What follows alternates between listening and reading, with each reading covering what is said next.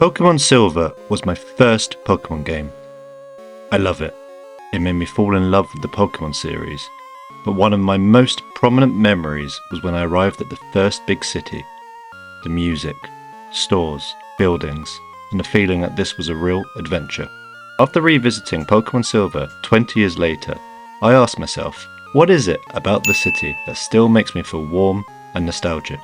I thought I'd explore these feelings. This video will try to answer the all-important question, why does Goldenrod City still feel magical? Goldenrod City was based on a real place in Japan called Osaka. Osaka is Japan's third largest city after Tokyo and Yokohama. It is located in the Kansai region on the island of Honshu and has long been known for Japan's kitchen and commercial heart. There are lights everywhere, and it literally does feel like you're walking through an amusement park. This is what it felt like when you arrived at Goldenrod. It has so many facilities, a monorail, a radio tower, casino, and a large shopping mall. I looked into some of the details around the developers' inspirations, but couldn't find anything concrete. Therefore, I wanted to make a video based on my experience of the city, what the inspirations likely were, and how it made me feel the most alive as a kid. This is one of the first big towns you come across in Pokémon Silver, and because it was my first game, I hadn't experienced Celadon City in the original Pokémon games.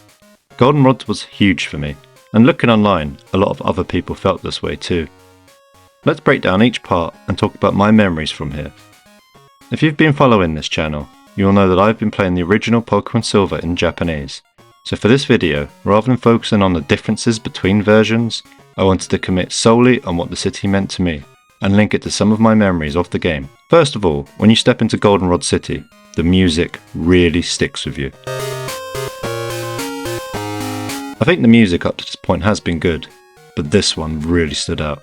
It has this upbeat, city pop style rhythm and somehow feels both busy and warm at the same time. Then we have the Pokémon Center and department stores.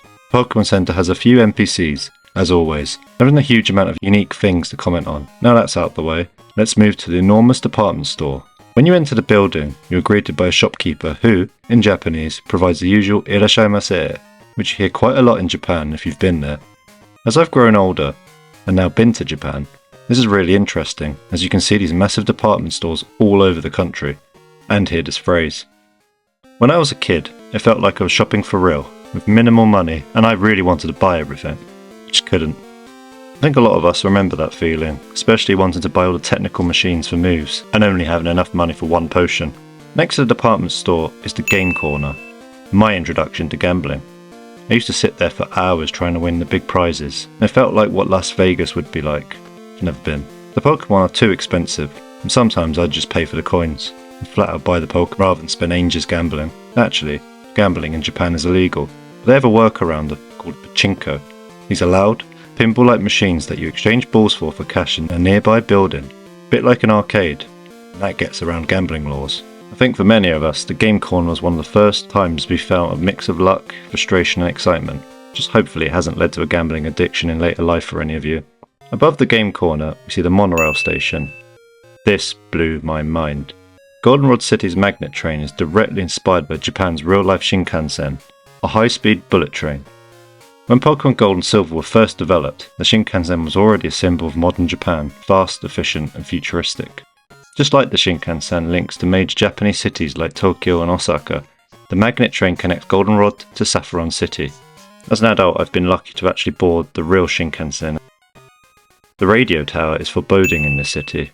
Some of the DJs that record the radio you've been listening to up to this point. When I was a kid, I used to roleplay here, pretending to be a radio DJ. Did anyone else do this, or was I just crazy? Let me know in the comments. The underground mall felt a bit creepy at the time, especially the haircut place, although it made me feel cool imagining my Pokemon with a new hairstyle. It also had a lot of weird characters down there. Finally, we have the place that everyone remembers, Whitney's gym. This is where we all remember getting absolutely destroyed by Whitney's milk tank. 12-year-old me could not defeat this, and a mixture of Moo Moo Milks and rollouts made it impossible. It was one of the few times where the gym felt actually challenging. One of my biggest issues I have with modern Pokemon games is that they are way too easy. Whitney and her milk tank reminded me of the days when none of that mattered, and you either get good or get stuck. This was a rite of passage to separate the children from the really strong children. And that's all what this city is. Imagination. What made Goldenrod City special to me was the magic of being a child. Whether that was pretending to be in the radio tower as a DJ, imagining the haircuts, shopping in the large department stores, or gambling and winning prizes like an arcade where you win tickets. This is why it felt so magical. I wish it could go back to times like this, especially when adult life gets busy and tough.